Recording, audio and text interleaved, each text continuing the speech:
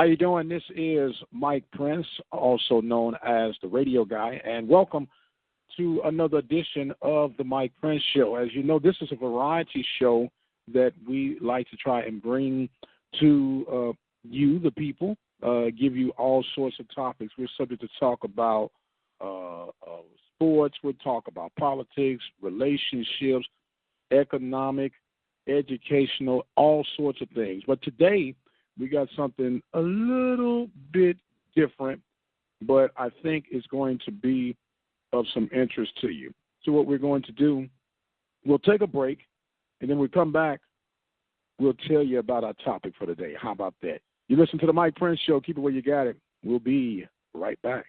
Introduce your message or product to our listening audience right here at the Open Mic Broadcast Network. Our network expands across the states of Texas, Louisiana, Alabama, Arkansas, Mississippi, Missouri, Nevada, and California. Our network has been recognized by the state of Texas with the Media of the Year Award in 2012. For more information and opportunities to expand your product, give us a call at 832-213-8824. And welcome back to the Mike Prince Show. I am your host, Dr. Mike Prince. Remember, you can follow us on Twitter at OBN_radio. You can follow us on Instagram at OBN Radio. Like our Facebook page at Open Mic Broadcast Network. That is OPEN, capital MIC. That is all one word, Broadcast Network. Don't forget to visit both of our websites. Our original website is KTORradio.com, and we also have our sporting website at OBNradio.com. Well, I think I've kept you in suspense long enough. I'm going to talk to you about something. I don't care how successful you've been in life. I don't care what type of bloodline or pedigree you have. You've dealt with this particular topic before, maybe to some less extreme than others, but you've dealt with this topic. And today's topic is roaches. Yeah, I know you're like, roaches. Mike, of all things that you could talk about, you want to talk to me about roaches. Well, one thing about it, give you a little bit of, authorization of how I can talk about this subject. I worked in the pest control industry for quite some time. In fact, I owned a pest control company for 13 years. It was Prodigy Pest Control in the good old state of Texas. And let me tell you, I made a pretty nice living and sacrifice for my family. I was able to do a lot of things substantially through the process, learning the art of killing bugs. Now that I guess I've been removed from that area for quite some time right now, and I've primarily been in radio. As a matter of fact, I was in radio still doing the pest control business. And I think I've been far removed enough now that I could go ahead and try to give you a little inside information on how you can handle these fellows basically on your own with a very minimal, and I say minimal investment. I'm talking about pennies on the dollar investment. First of all, let us first understand that a lot of people have a tendency not to understand in the U.S. alone, and that's what this, this show would probably be more or less related to, is roaches or roach control within the confines of the United States, at least from my experience and the background that I had as a pest control owner. One thing that you must understand and what you must remember is that roaches have been around forever, and they're really not going anywhere, but we can at least keep them from invading the comforts of your home. One thing you need to understand is that the pest control industry has three types of roaches that they generally attack on a daily basis. The most common household roach is called the German roach. Then the one that is not as common, but you would see sometimes more or less with drainage problems, sewage problems, would be what is called the Oriental roach. And then you have what a lot of people have identified as the quote-unquote wood roach, but it is actually called the American roach. Those are the big guys. People say they fly, glide, or do whatever, but they're very imposing insects, and they create a havoc. But a little bit of history on these particular roaches. America just has a way of identifying things and doing things. The German roach, of course, is probably the most common roach. Most roaches that the exterminator will have to deal with when they get the call to come and do an initial treatment for a pest control problem. The German roach was identified as a German roach because of the historical nemesis that Germany used to cause for America. So because this was a tough roach to get rid of, they called them the German roach. And then, of course, the Oriental roach, it was also a nemesis, but not quite as bad as the German roach. And then you have the American roach. And if you're following the logic of this by now, the American roaches are the easiest roaches to get rid of. The Oriental roaches would be the second. And then the German roach would be your most challenging roach that you would have to deal with. But needless to say, all of these roaches, regardless of what they're on, by the time we get done with this segment today, you'll be able to have a grip on all three mentioned. Now, let me give you a quick background about the roach. I know you're saying, I can't believe that this guy is doing a show about the roaches, but some things you just be amazed at how God works. There's no other way to put it. Now, the lifespan for the roach is about 1 year. They have 1 year, and when these roaches do a year, they get a lot done in a year. Let me explain to you that in a little bit more detail. Some of the habits that roaches have, you'll find them mostly in areas where there's going to be what we call the perfect storm. They have to have heat, they have to have moisture, and of course they have to have a food source. So with that being said, the major places that you would find these roaches that would have all three of these elements are going to be the kitchen and the restroom.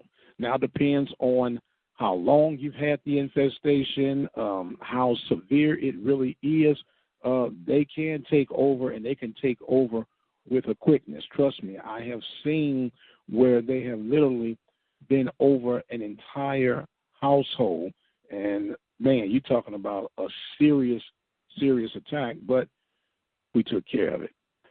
Nonetheless, the roaches have to have these elements to live. Another key element, roaches are what you would consider nocturnal, which means they like to come out at night. They're shy, if you will. So an indication, if you're seeing, in particular, a German roach, which is the smaller of the three roaches that were mentioned, it is the oval-shaped fellow, the kind of reddish-brown, and it will be the one that you would most likely, when people think of roach, that's what you would think of. Now, this German roach, as we mentioned, has the lifespan of 1 year.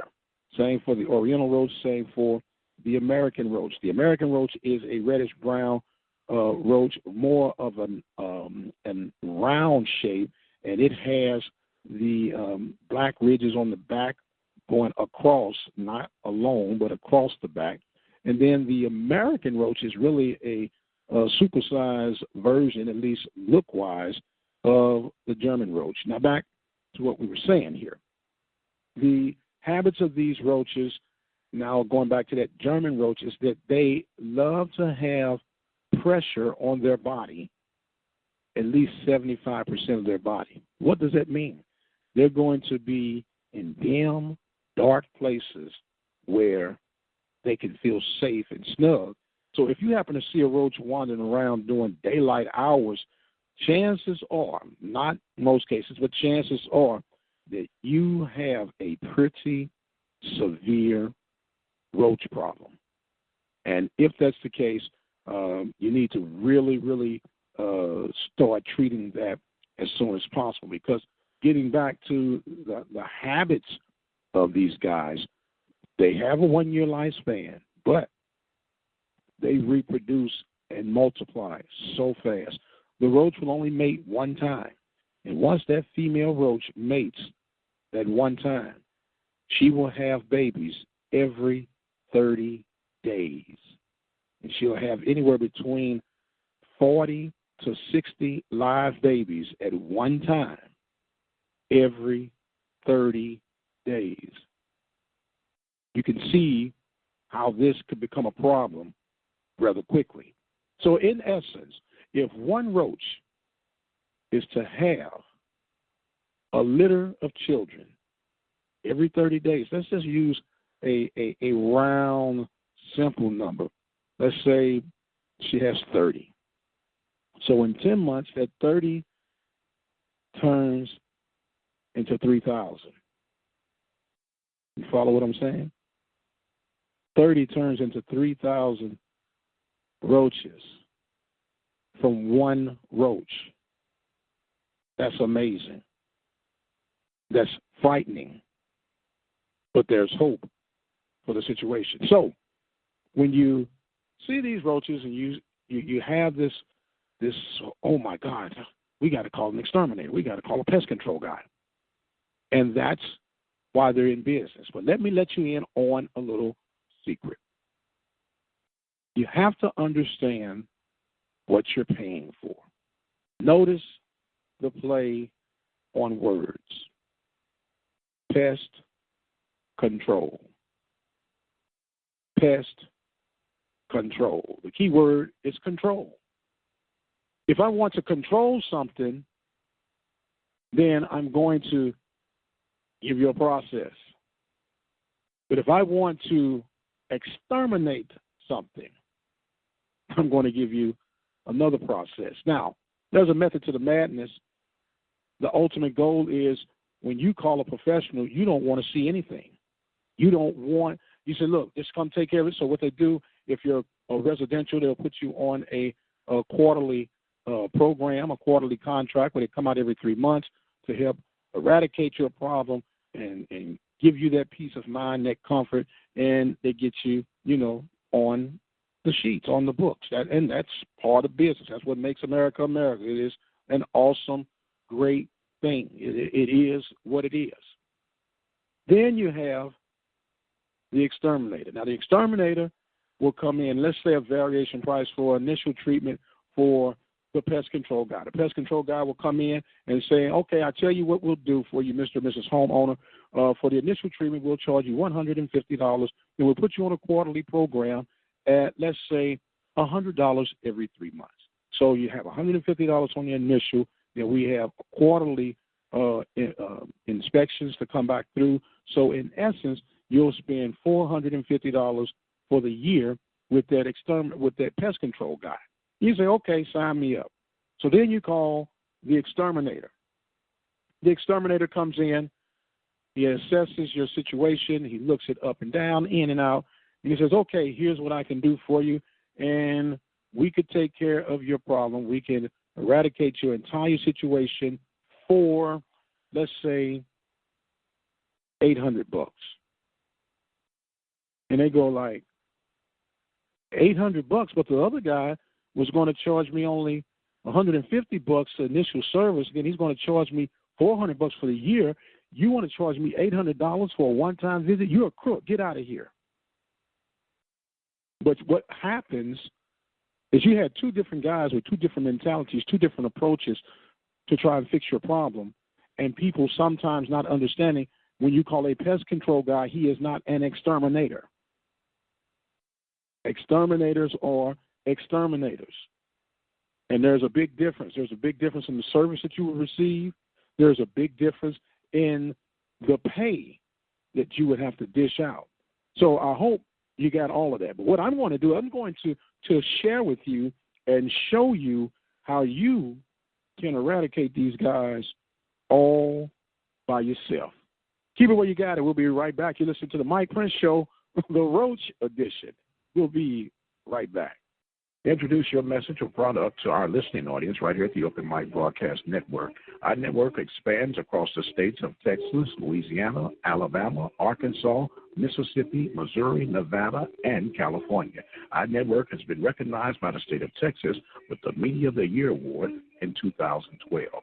For more information and opportunities to expand your product, give us a call at 832-213-8824. And welcome back, ladies and gentlemen. I am Mike Prince. You're listening to a special edition of the Mike Prince Show, the Roach Edition. We'll figure that part out. I don't even know how I come up with some of these things sometime. But anyway, we'll go and recap what we talked about prior to. We talked about the three types of roaches that we have commonly here in the USA: German roach, Oriental roach, and the American roach. We identified that the roach lives for 1 year. They have a lifespan of that 1 year, as we mentioned. They mate one time, and this mother will have 30 to 40 babies every 30 days until she dies. And they like to have pressure on their body 75% of the time, as long as they have some moisture, some heat, and some food sources. Now, one thing that I need to let you know, maybe you have had this experience. I don't know, but I've been in this business long enough, and I've heard it long enough. I figure I might as well try it on you guys. Well, I called the exterminator, and it seemed like the situation got worse when he came than when it had before. And I don't want to deal with that. I'd rather just go ahead and handle it myself. And you'll go and get your over-the-counter process or insecticide, whatever you use, and you said, here we go. We got it, and we're going to knock these guys out. And you're spraying, fumigating your house, got everybody choking, asthma attacks are flaring up, and your roach problem gets worse and worse. And in some cases, some pest control guys are doing the same thing. They get a product that's affordable, that they can make a nice profit off of, and they'll go ahead and they'll keep using the same, and what seemed to be working for a little while, all of a sudden the roaches seem to be getting stronger and stronger and stronger and stronger. And then what you have to realize is this: roaches are survivors by nature. It is their nature to survive. It has been documented and recorded that if a nuclear war was to hit today, that the roach would survive. He's not going anywhere. But as we stated, we can get him out your home. So part of the challenge of if you're going to go with a control program is this: you have to ask your professional pest control guy, what are the list of chemicals that you use to treat for pest control? How often do you rotate these guys out? I know in the state of Texas there is a customer data sheet that should be left after every time the person has received service from a pest control guy, and it's going to indicate the type of insecticide, the active ingredient in that insecticide, and the percentage of that in that insecticide for your record. And they're supposed to keep these on record for anywhere between 2 to 5 years. It escapes me. It's been such a long time. But anyway, those are very, very important. And you'll look, and they'll have that active ingredient in there, and they'll have a percentage rate. Well, you keep going back and you check it, the guy is more than likely using the same chemical every time they come to your home for service. And that is where part of the problem begins. You may have found your pest control or an insecticide that works great for you over the counter. You said, man, I used this thing, and it worked awesome. It knocked those jokers out, and I'm going to just buy a case of this stuff. Whenever I have the problem, I'll just keep on using it. Well, that's a problem too, because remember about the roach being a survivor? When the roach has been exposed to the insecticide, it kills a lot of them, but some of them survive. And when they do survive, it is just like they've just added that particular chemical to their immune system, and they pass that trait or gene that deters the chemical from having any effect to their offspring. So in essence, mama lines her babies up and say, baby, here's an injection shot, so when they try to knock you out, it doesn't affect you. Wow. You're talking about a bad little Oscar. But have no fear. Hope is here. We're going to talk about now how you can get rid of your very own roaches. The beauty about this is you can listen to this in the privacy of your home. No one has to know that you have a roach problem. I won't tell. But it's pretty cool to know that you can eradicate this thing all by yourself.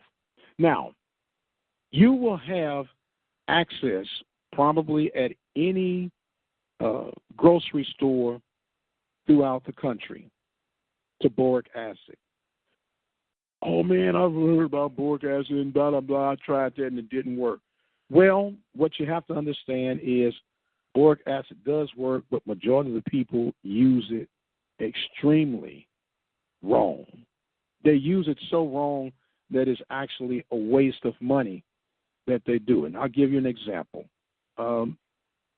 We talked about the insecticide approach, and a lot of times today people have moved toward the baiting of roaches. And what the baiting of roaches is, that's a gel bait or a dish bait that has put out. The roaches go in and eat it, and it takes care of the roaches. Once they ingest it, they pass it on down to the children. Then you have the domino effect, and everybody dies away, and you got your home again. Well, here's the problem. Sometimes, and a lot of times, the roaches don't find the bait. And sometimes you have to take the bait to them. Well, here's what we're going to do to help you rectify that. You can go to your local dollar store, get 1 container of boric acid, 1 container of baker powdered sugar. Get you a mustard or ketchup picnic dispenser, little plastic deals with the little nozzle at the top tip. Get you some marbles or a couple of rocks and mix your ratio 2-to-1. 2 parts boric acid, 1 part powdered sugar. Put your marbles or put your rocks down into the container along with your mix-up and shake it up real good. Why do you need the rocks? Why do you need the mixer? To keep it from clumping up. And you lightly, and the key word is lightly, you lightly apply this bait dust remedy in cracks throughout your home, behind your refrigerators, behind your stoves, underneath your sink, all the cracks that you can find. It's going to be a tedious process, but it's a process that's going to be well worth it in the long run. You lightly puff. If you can see the insecticide, it's too much. Let me give you an example. If you were to walk into a room right now and you saw a big old pile of dirt, what would you do? You would avoid it. It's the same process for the roach. You do not want the roach to be alarmed or to be alert to that he is about to eat his last meal.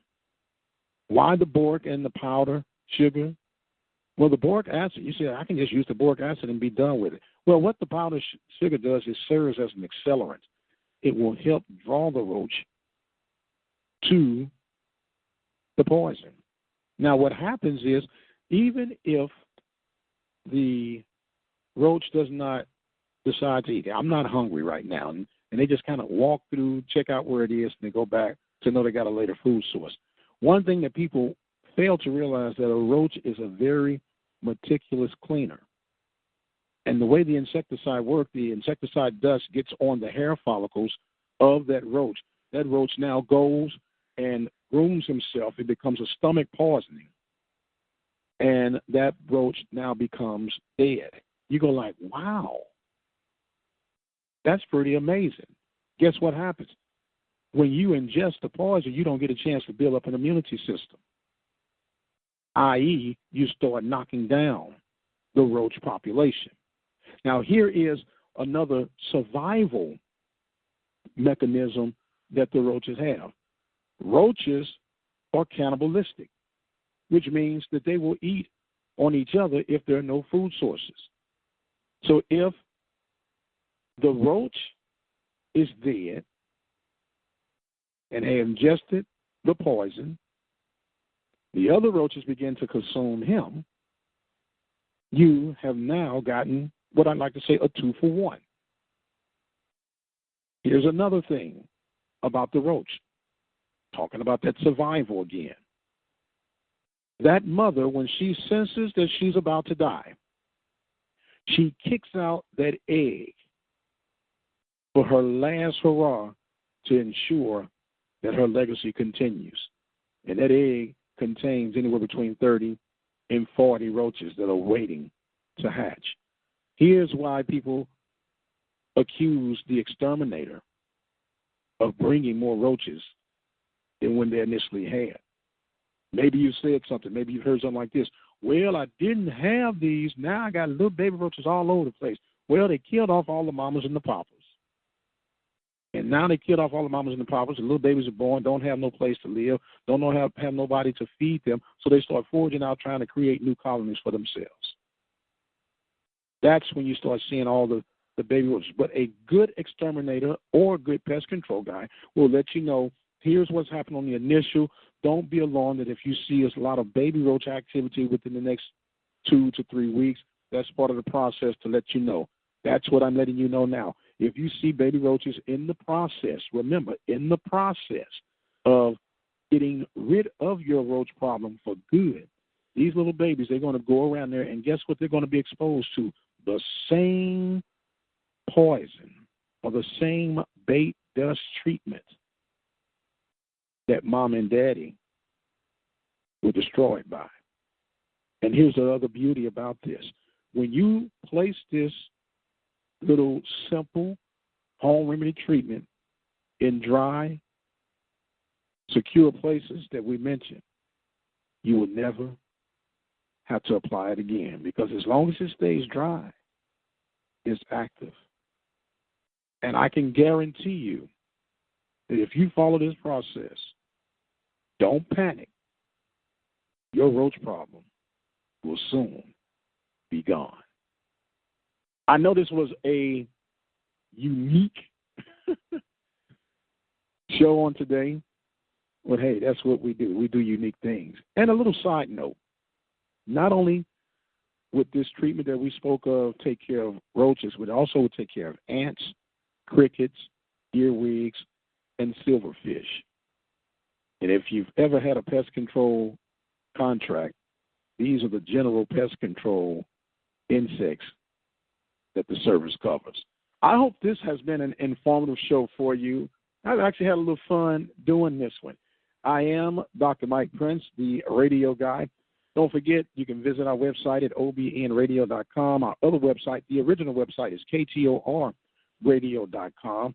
And we can be found on Facebook at Open Mic Broadcast Network, OPEN capital MIC. We're on Instagram at OBN Radio, and you can follow us on Twitter at OBN_radio. Enjoy the rest of your day. Have a very, very active time. And until the next time, be blessed, and we'll see you on the other side.